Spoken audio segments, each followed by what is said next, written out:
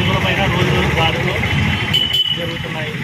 ఇప్పుడు నిన్న జరిగింది పాలపాడు మండలం మడగనూరు లింగస్వామి అలియాస్ ఎర్రన్న, తర్వాత నంద్యాల శ్రీను, ఆలగడ్డ శివ, ఇలా ఊరూరున ప్రతి ఒక్క చోట రైతులపైన అరాజకం జరుగుతున్నాయి. ఇలా జరగడం వల్ల రోజు రోజుకి రైతుల పట్ల ఉన్న నిర్లక్ష్యం ఉండడం అనేది కఠినంగా పరిగణిస్తున్నాము. ఇంకోటి ఏంటంటే ఇలాగే చేస్తూ పోతే ప్రజలకంటూ రక్షణ లేకుండా పోతుంది. కాబట్టి ప్రభుత్వాన్ని మేము కోరడం ఏంటంటే ప్రజల కోసం ప్రత్యేక చట్టం చేయాలి.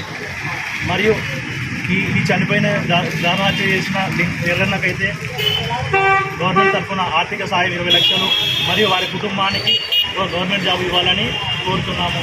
తర్వాత ఈ హత్య చేసిన వాళ్ళు ఎవరైతేనే వాళ్ళని కఠినంగా శిక్షించాలి.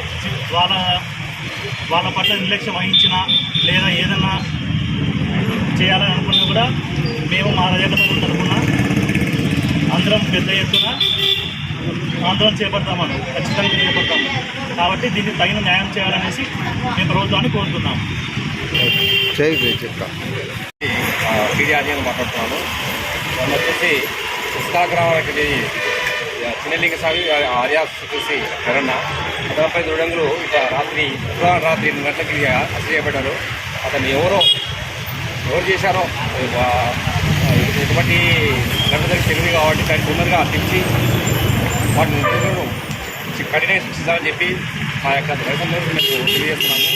అదే కాకుండా వాళ్ళకి ఆర్థిక సహాయం కూడా గవర్నమెంట్ తరఫు నుంచి 30 లక్షల దాకా ఇవ్వాలని, వాళ్ళ పిల్లలకి ఏదైనా కానీ గవర్నమెంట్ జాబ్ ఇవ్వాలని మేము కోరుకుంటున్నాము.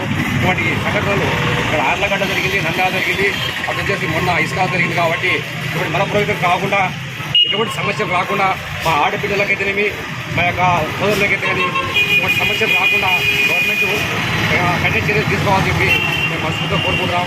ఇది నందికోట్ గురించి మా యొక్క రైతు సంఘం అధ్యక్షులందరూ కలిసి యొక్క మీటింగ్ పెట్టడం జరిగింది. ఇటువంటిదిగా తొందరగా వాళ్ళు శిక్షించకపోతే మేము పెద్ద ఆందోళన రాష్ట్రవ్యాప్తంగా మేము ఆందోళన చేపడతాం. అందుకు ధన్యవాదాలు.